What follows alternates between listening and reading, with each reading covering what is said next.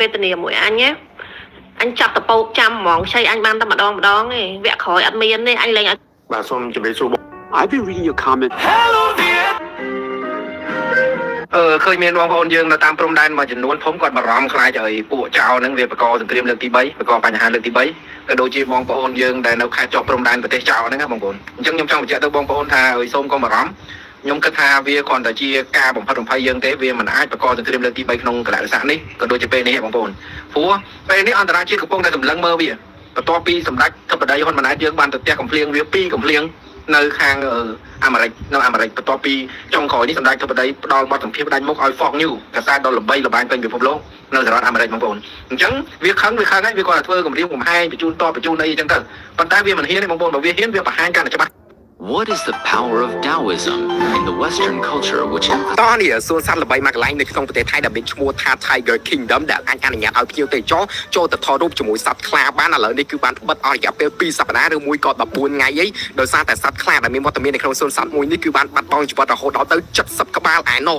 70ក្បាលគឺច្រើនខ្លាំងមែនតើដោយសារគេទៅសម្រាប់មូលហេតុវិញគឺដោយសារតែសត្វខ្លាទាំងអស់ហ្នឹងគឺវាបានឆ្លងជាមួយនឹងជំងឺដែលបង្កឡើងដោយវីរុសឆ្កែឆ្កួតឬក៏ CDV ដែលពពោះវីរុសបែបនេះនៅពេលដែលវាឆ្លងទៅលើសត្វឆ្កែសត្វឆ្មាអីហ្នឹងគឺវាអាចព្យាបាលបានទាន់ពេលវេលាក៏ប៉ុន្តែបើសិនបើវាឆ្លងទៅលើសត្វខ្លានៅពេលដែលគេដឹងថាសត្វខ្លាហ្នឹងគឺវាឆ្លងគឺវាហូរពេលបាត់ហើយអញ្ចឹងហើយគឺគេអាចព្យាបាលបានទេហើយឥឡូវនេះផងដែរគឺកំពុងតែគេដាក់អាសត្វខ្លាដែលនៅមានជីវិតហ្នឹងនៅត្រង់មួយឡែកដើម្បីមើលវាសិនតើវាឆ្លងឬមួយក៏អត់ដោយព្យាបាលទាន់ពេលវេលាអញ្ចឹងណាព្រោះថាតួលេខឥឡូវនេះគឺបាត់បង់ជីវិតរហូតដល់ទៅ70ក្បាលបាត់ហើយ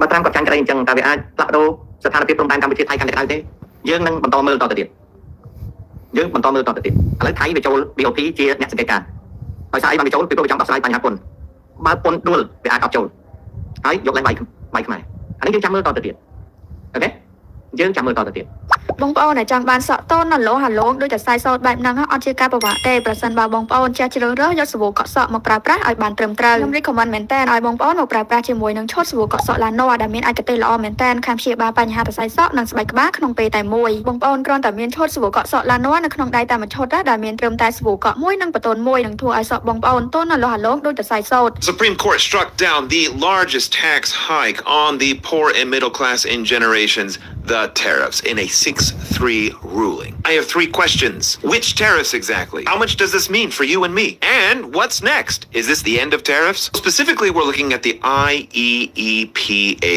tariffs, which have brought in between $130 and $160 billion over the past year. Trump's other tariff program, Section 232, is still in place and is unrelated to the Supreme Court case. Now, the IEEPA tariffs applied to the fentanyl tariffs that were given to China, Mexico, and Canada. Most of the Liberation Day tariffs later.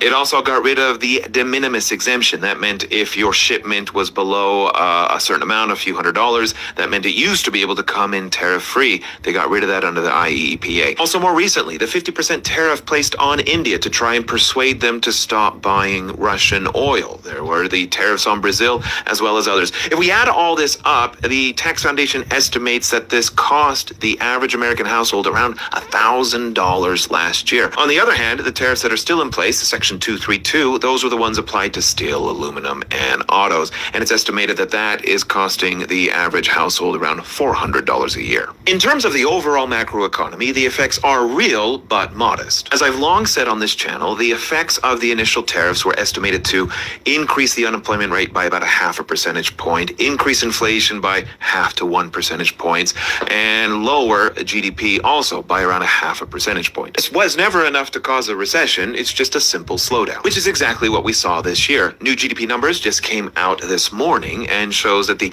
average growth rate throughout 2025 was a little over 0.5 percentage point lower than what we saw in 2024 and 2023. The Budget Lab estimates that the elimination of the IEEPA tariffs will still see the unemployment rate rise by 0.3 percentage points by the end of 2026, but this is better than 0 0.6 percentage points that we would have had the executive order stayed in place. Now, where are we going?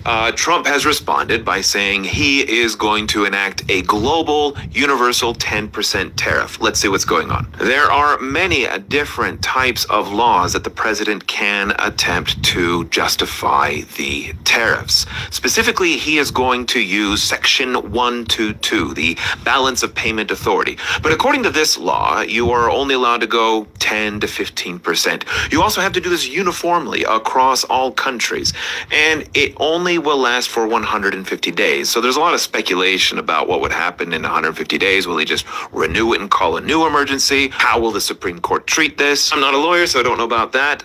Let me know what you think in the comments.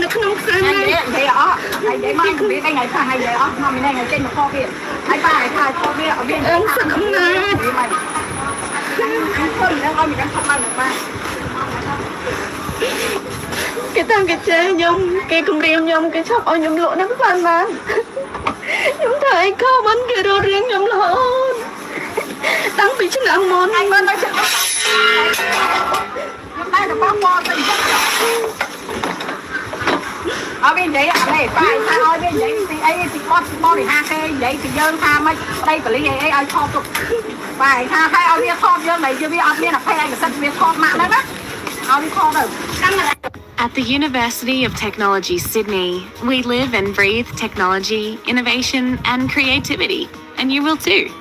No matter what you choose to learn, we'll be with you every step of the way.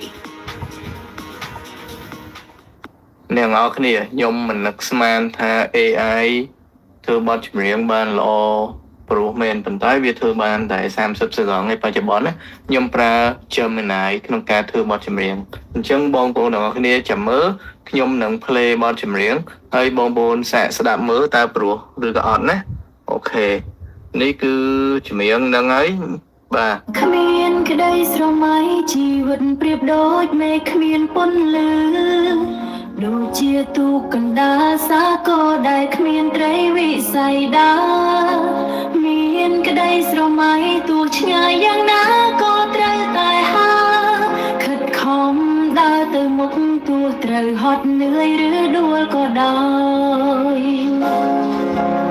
ជាងច្បាស់ទៀតសំឡេងស្តៀងសុគន្ធកញ្ញាឥឡូវខ្ញុំទៅមើលមើលមួយទៀតខ្ញុំទៅមើលមួយទៀតទៅមើលអាមុននេះបន្តិចណាអូខេណែចាំមើលនេះមួយទៀតបាទរាត្រីស្ងាត់ជ្រងងសំឡឹងទៅមេឃាតារារាប់ពាន់នេះហើយស្បៃអន្តកាជីវិតប្រៀបដូចជាការធ្វើដំណើរឆ្ងាយបើគ្មានទិសដៅតើត្រូវដើរទៅដល់ណា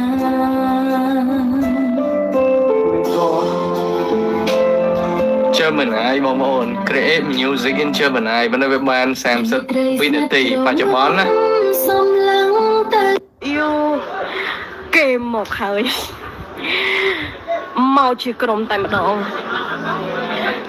បាទឥឡូវនេះតបភ្នំពេញក្រោនគឺកំពុងតែចាញ់មកហើយត្រៀមបើកទ្វារផ្ទះស្វាគមន៍ក្រុមភ្ញៀវវិសាខាដោយអំណរកម្លាំងចិត្តភាពជឿជាក់អូប្រូ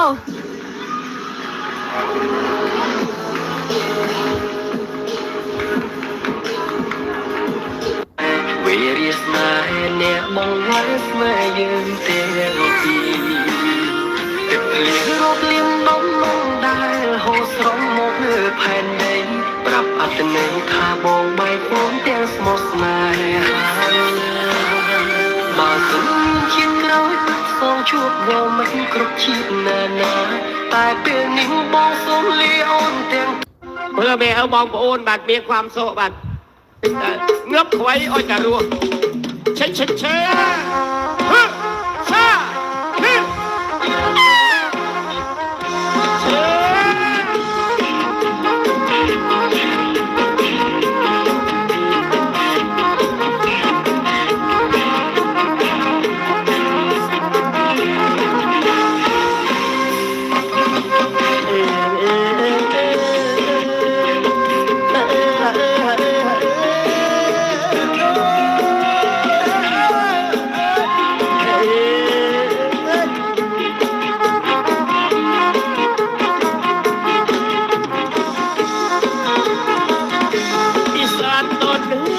เขามีโมลำอีสานใต้ในงามทับเขามีศิลปะทับตรึมเราเป็นเพื่อนร่วมดินแดนไทยเราไม่ว่าเขาเมียช่วยลาวไอเราก็กลุ่มเดียวกันยามเราสุขรวมสุขยามทุกข์เฉยช่วยฉัน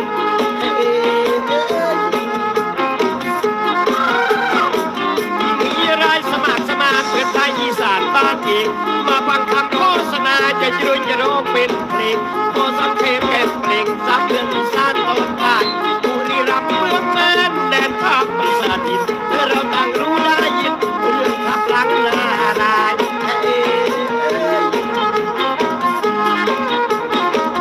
ปีฝรั่งก็ไปเดี๋ยวนี้ได้กลับมาสู่เป็นปราสาทโบราณที่ตั้งอยู่ย่านนนทพนมต้นไม้แก่หินสวยสดก็ชมจากทิพย์ที่อยู่ระมันย้ายมาเมืองสุรินทร์ถิ่นช้างโตแม่ควันแต่ละปีเขามีงานบัดจันเขาจัดใหญ่โต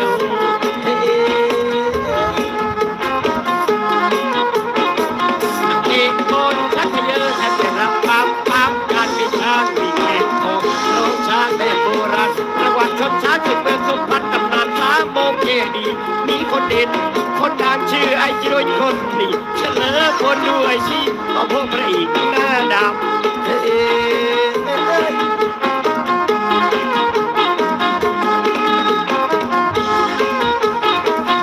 ย้ายไปซีสเกตในระเวทเขตเงินชับเขาลือไอ้ทับมาเป็นโอที่เอาเพียงเรื่องสารเดียวนี้ไม่เล่นเร็วขับเป็นพันให้อาหารที่นี่เล่นที่สารมาเป็นราชาเรียมไทยยังมีน้ำตกผ่านไรเรียกได้น้ำตกห้วยจันทร์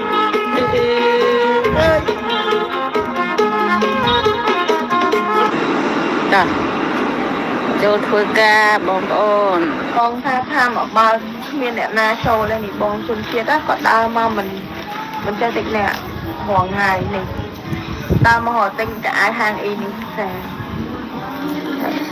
อันนี้ทางมีแต่มันบองผม Okay, so did you know the U.S. military is already using artificial intelligence and that right now there's a fight over how far that should go? So the Defense Department right now is clashing with the AI company Anthropic over how the military can use its technology. Axios is reporting that Defense Secretary Pete Hegseth is close to cutting business ties with Anthropic and labeling it a supply chain risk. That's a big deal. But if I want to charge him $10, I can't do that. It's incorrect. To show you how ridiculous the opinion is.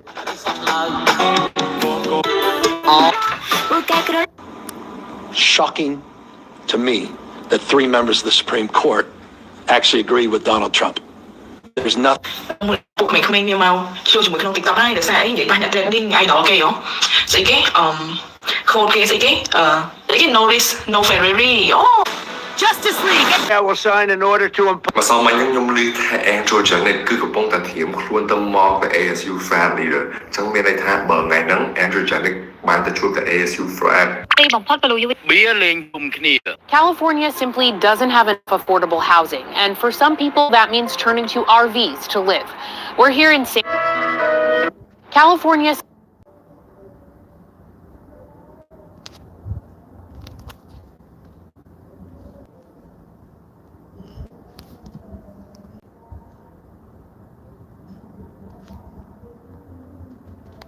Mơ tay xịt cái đây rồi bo quạt mũi á bà chú ấy ươn được thi nè pram xịt cái đây quạt cứ pram.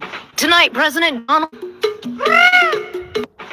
President Donald Trump unloading on members of the U.S. Supreme Court. I'm ashamed of certain members of the court. Absolutely ashamed. They're just being fools and lapdogs. Even suggesting, without evidence, a deeper conspiracy at play. It's my opinion that the court has been swayed by foreign interests. The president taking particularly sharp aim at the very justices he appointed after the high court struck down most of the tariffs he imposed on virtually every U.S. trading partner. This was an important case to me, more as a symbol of economic national security. To show you how ridiculous the opinion is, however, the court said that I'm not allowed to charge even $1. I can't charge $1. Not a single dollar because of the specific law he relied on to enact a sweeping series of tariffs last year. The ruling, authored by Chief Justice Roberts, with Justice Barrett and Justice Gorsuch joining the liberals today, finding the power to impose tariffs is a taxing power generally for Congress, not the president in this case.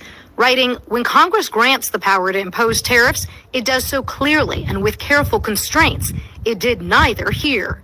The majority opinion, however, silent about what should happen to the more than $130 billion in estimated tariff revenue already collected from U.S. companies to date. Justice Kavanaugh, in dissent, warning of an imminent mess, saying the United States may be required to refund billions of dollars to importers who paid the IEEPA tariffs, even though some importers may have already passed on costs to consumers or others.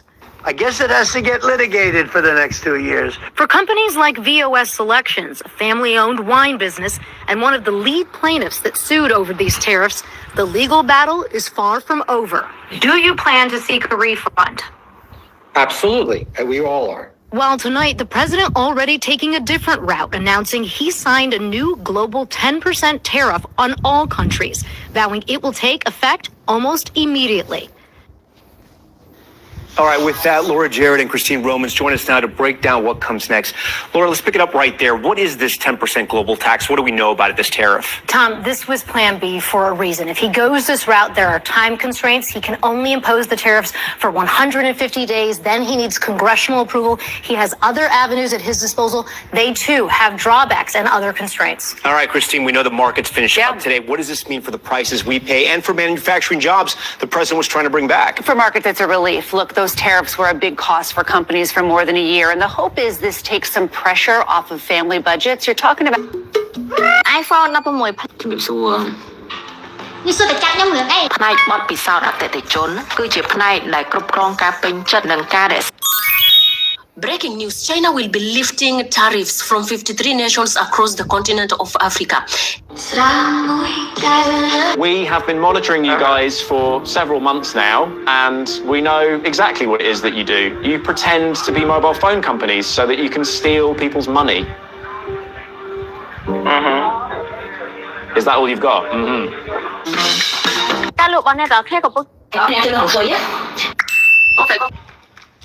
Hey everybody, Donald Trump finally took it too far, even for the Supreme Court. So they took away his precious tariffs by a 6-3 vote. And here's the thing, this decision has major consequences for Trump's agenda in other areas too. Let me explain. I'm Liz Oyer, the former pardon attorney for the Department of Justice. Trump's tariffs were an unprecedented power grab because our Constitution specifically says that the power to impose taxes belongs to Congress, not the president. And tariffs are a type of tax. But Trump argued that he was allowed to impose tariffs because the president has special powers in times of national emergency under a law called the International Emergency Economic Powers Act. So what's the national emergency, you might ask? Well, the emergency Trump cited is our trade deficit, meaning the fact that we import more goods than we export, which has actually been the case since the 1970s. And just as an aside, our trade deficit actually reached an all-time high last year after Trump tariffed everybody up the wazoo. Anyway, the Supreme Court slapped down the argument that Trump can use emergency powers to impose tariffs. It was a 6-3 vote. Chief Justice Roberts wrote the opinion, joined by Justices Gorsuch and Barrett, both appointed by Donald Trump. Here's what I think. The Supreme Court's ruling on tariffs is deeply The United States has triggered another economic earthquake using Trump's favorite mechanism or word, tariffs. Oh my God, such a beautiful word. In case some investors were still feeling comfortable after all the radical changes that the Trump administration has so far implemented, hold your oil barrels because the Americans have something else. Now, the United States Supreme Court has ruled that some of Trump's tariffs were not legal per se.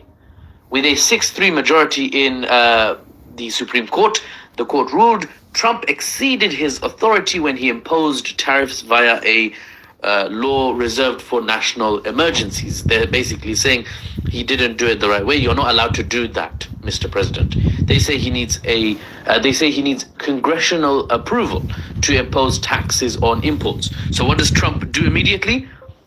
Imposes another 10% tax on imports.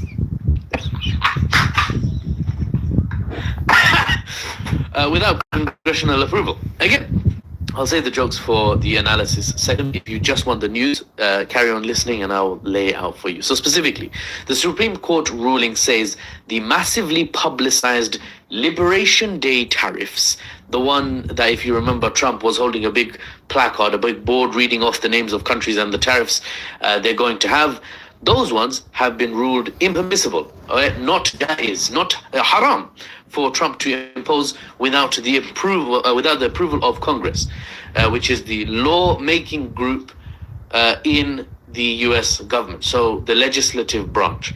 So the president is in the executive branch.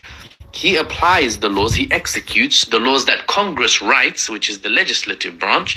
And the third branch has piped up today because they check to make sure the executive is interpreting the legislative accurately. And that third branch is the Supreme Court, which is the judicial branch. Congratulations, you're now an expert on U.S. internal politics. So back to the tariffs.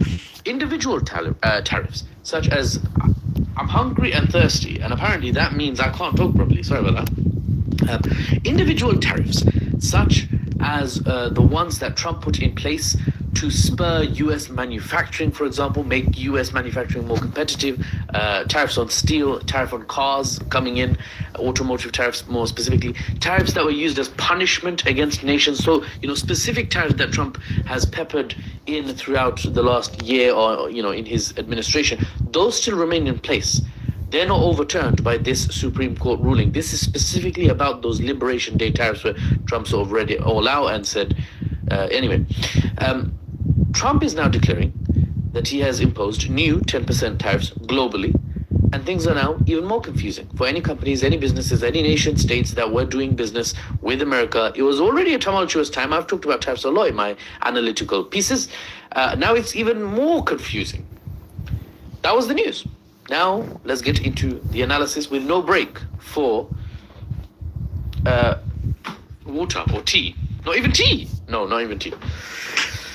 Now, I read in The Economist magazine, the latest edition, which I now have. Oh, lovely. Very bright, colored. There you go. We'll have a cheeky read of that, and I'll maybe make some videos. The Economist,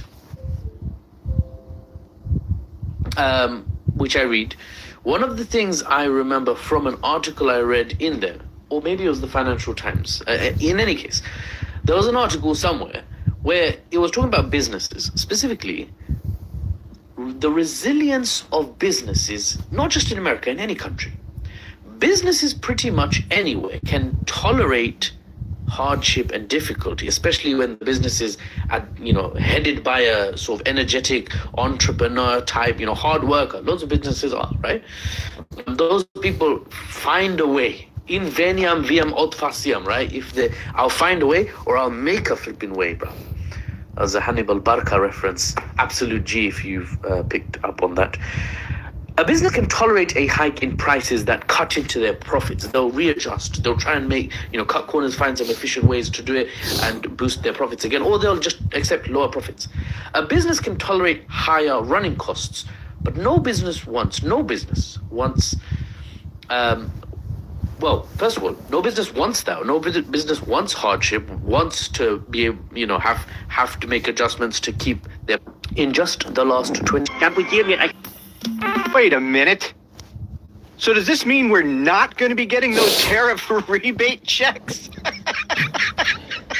I don't know about you guys, but I am absolutely loving this. This demented old bastard is absolutely melting down. He is losing his shit.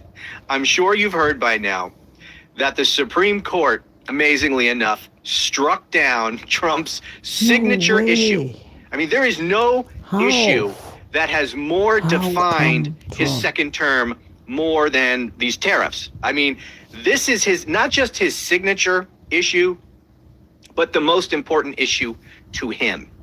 Because it's not about the economy.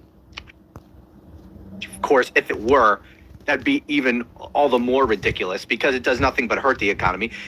It's not about protecting American manufacturing. It's not about America first. We're losing manufacturing in this country. The economic effects that he promised that these tariffs would have are actually the exact opposite is what we're seeing in reality. The exact opposite of what he said these magical tariffs would do. But that's not the reason for the tariffs anyway, as we've talked about many times. The reason for the tariffs is to line his own pocket. This is all part of the grift. He uses the tariffs as an extortion scheme. That's all it is. He shakes down other countries, companies, individual people to put money in his pocket. You want the tariffs lifted? Pay me. You want me to reduce the tariffs on your country? Then buy up $10 billion worth of my cheap crypto crap. You want to reduce the tariffs on your country? Then allow me to build a golf course and give me all kinds of special breaks. That's what this is about. It's about the grift. It's about lining his pocket. It's about shaking down people. It's about extorting people. It's about exacting revenge. Trump gets butthurt over something somebody says somewhere. He slaps tariffs on their country. The premier of Ontario, Canada, puts up runs an ad that simply shows Ronald Reagan in his own words talking about his opposition to tariffs and why they're so harmful. Donald Trump slaps tariffs on Canada in revenge. I mean, this has nothing to do with any of his stated reasons. And now he is losing his shit because this was his go-to weapon. It was his go-to weapon of revenge against people and companies and countries, and it was his preferred method of grift and lining his own pockets and extortion. And now it's all gone. Well, it's actually not really all gone because, as he said did you see his press conference where he lost his shit? He was going off on the Supreme Court. He called them unpatriotic. He called them a disgrace. I think he said their families are embarrassed of them. Wait a minute. So does this mean we're not going to be getting the propaganda? The Supreme Court's ruling on tariffs is deeply. This is serious breaking news. Trump supporters are now threatening to leave the United States in mass numbers, a mass exodus. I mean, this is absolutely crazy. I don't know if any of you heard of this, but they want this and they will leave if they don't get it. It's unbelievable. Here we go. They are calling for a gold statue of Mr. Donald Trump in a chair placed next to Lincoln in the Lincoln Memorial. I mean, I cannot make this stuff up. How? Why? Why would you want a statue of Trump, basically golden, looking like something that belongs in the Taj Mahal, that Atlantic City resort that went bankrupt? It's just unbelievable. Leave Lincoln alone. You already tried to do stuff with the Kennedy Center, adding his name to that and this and that. We don't want a statue next to Abraham Lincoln. You know what? Leave. I'll buy tickets for you. สิ่งที่เพิ่งเกิดขึ้นกับเศรษฐกิจฝรั่งเศสนะครับไม่เคยเกิดขึ้นมาก่อนโย่เลยจะมา Here's something most people missed about today's tariffs decision. The entire decision is 163 pages long. The first 7 pages are just a summary. The majority's opinion is 21 pages, and only 14 of those 21 pages are agreed to by all 6 justices in the majority. That's it. The Chief Justice, joined by Justices Gorsuch and Barrett, signed onto a section applying the major questions doctrine. That doctrine says when Congress gives up a really consequential power, they have to do so clearly in the statutory text. No ambiguity. They said the phrase regulate importation isn't clear enough to hand over something as fundamental as Congress's taxing power, reasoning that the power to impose tariffs is very clearly a branch of the taxing power. The court's 3 liberal justices didn't join that part of the decision. Justice Kagan, joined by Justice Sotomayor and Jackson, said you don't even need the major questions doctrine here, that the government's argument fails as a matter of ordinary statutory interpretation. You don't need an especially strict test because the argument fails to satisfy the normal one. So those 14 pages do the real work. They explain that the founders gave Congress, not the president, the power to tax, in part because the American Revolution was fought in large part over taxation without representation. Tariffs are a form of taxation, so the president doesn't have inherent constitutional power to impose them. He can only do so when Congress clearly authorizes it in a statute. And IEPA, the court says, doesn't cut it. If you want a breakdown of how the court addressed the dissent's arguments point by point, drop it in the comments. Have you ever noticed that there's a person who never posts their photos online? They go to the beach. In Kyiv, this is a dark, bitter winter. A once bustling European capital, now the night streets lie mostly desolate and cold. A city whose homes look as Russia wants them, empty, its residents living in shadows. 73-year-old Ludmila Bakurina cooks in her 19th floor apartment by flashlight and gas burner. This winter, the temperatures drop to minus 14 degrees Fahrenheit. The windows are lined with ice. She helps her daughter stay warm. The power plants here provide both light and heat. They've had neither for up to 17 hours a day. I'm tired. It's really tiring, to be honest. When you don't go outside and you don't see the sun, when there's no light and you can't just go down to the store. When my husband is at work, my mother and I are dealing with all this together. My mother and I, we support each other. If you thought Las Vegas, Nevada was crazy, just wait till you hear about the Vegas of China. So why has the Trump administration suddenly started focusing on Iran? Why is the so-called and self-proclaimed no wars president potentially starting a major war in the Middle East? And let's be honest, that no wars line was complete bullshit. He had every intention of carrying out a militarized foreign policy. He just lied to his MAGA base. But why though? I mean, is all of this actually necessary? Could it be that this is just an Epstein distraction? I get there's the Epstein angle, which could be valid, but honestly, I'm going to try to address this from more of a grounded Trump personal, political, and geostrategic standpoint. So in warfare, the temptation is highest to attack an adversary when they look the weakest, when the cost seems very low to the coalition, and the aggressor, meaning the United States in this case, can act without any meaningful external constraints. I think this is the most logical point driving this train right now. Now, I say most logical because there is an illogical version as well, and I'll get to that later. But all of this is reinforced by this post-Joint Comprehensive Plan of Action environment where the barriers and the incentives for an Iranian nuclear breakout are no longer managed by a standing deal. And honestly, that was a self-inflicted wound by the previous Trump administration. He was the one that pulled us out of that deal.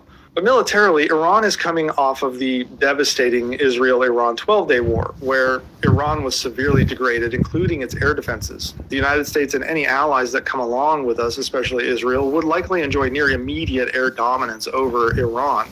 That does not mean Iran lacks asymmetric options, especially through its proxies, and it does not mean that this would be a clean and easy fight for the United States. But Trump is looking at Iran's vulnerability, and it is driving his decision-making. He sees more targets as reachable with fewer aircraft needed to suppress defenses, and he sees the risks to U.S. personnel, both real and tangible, along with the political risk to himself as far more manageable than any time in the past. Now, the nuclear issue is still a part of this, especially since it is becoming apparent that Midnight Hammer AI isn't coming for your job, your CEO is. And the sooner you can get that, the better you can prepare. Allow me to elaborate. Every time someone tells you AI is ការសង្ស័យរបស់គេណាហើយអ្នកស្ទាប់ខាងហ្នឹងមិនដឹងថាអ្វីទេអូខេ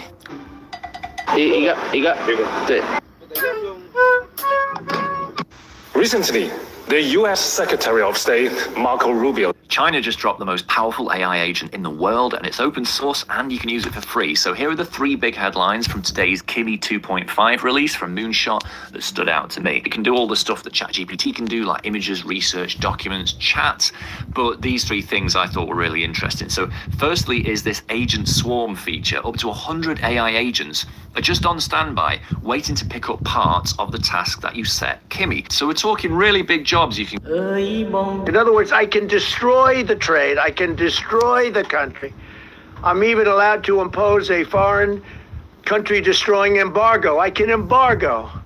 I can do anything I want, but I can't charge $1. Because that's not what it says. And that the President of the United States has spent the last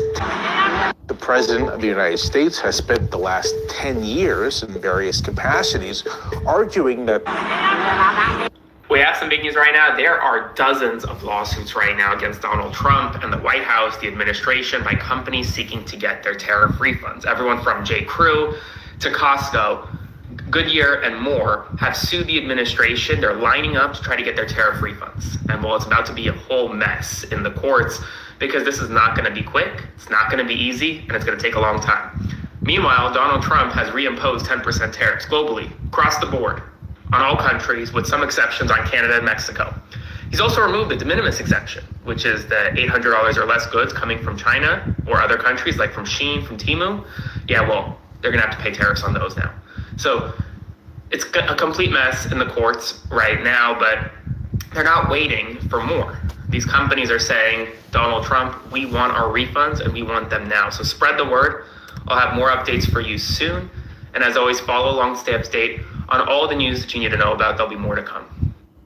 ពុកម៉ែបងប្អូនទាំងគ្នានេះគឺជាសកម្មភាពសម្រាប់យុវរដ្ឋដីហ៊ុនម៉ាណែតនាយករដ្ឋមន្ត្រីនៃប្រជាជាតិកម្ពុជារបស់យើងដែលលោកបានចូលរួមក្នុងកិច្ចប្រជុំក្រុមប្រឹក្សាសន្តិភាពដែលធ្វើនៅវិទ្យាស្ថានសន្តិភាពសហរដ្ឋអាមេរិកដូណាល់ J. Trump បាទហើយសម្ដេចលោកបានឆ្លៀតជួបជាមួយនឹងថ្នាក់ដឹកនាំនានាគឺដើម្បីទំនាក់ទំនងការទូតនិងវិភាសាការងារផ្សេងៗគឺដើម្បីប្រទេសកម្ពុជារបស់យើងពុកម៉ែបងប្អូនទាំងគ្នានេះគឺបង្ហាញឲ្យឃើញពីការខិតខំប្រឹងប្រែងរបស់រដ្ឋាភិបាលរបស់យើងដែលលោកបានខិតខំប្រឹងប្រែងដើម្បីបង្កើតទំនាក់ទំនងល្អៗជាមួយនឹងប្រទេសជិតខាងនិងថ្នាក់ដឹកនាំផ្សេងៗគឺដើម្បីប្រទេសកម្ពុជារបស់យើងមានសន្តិភាពនិងមានការអភិវឌ្ឍនិងការរីកចម្រើនបាទសូមអរគុណ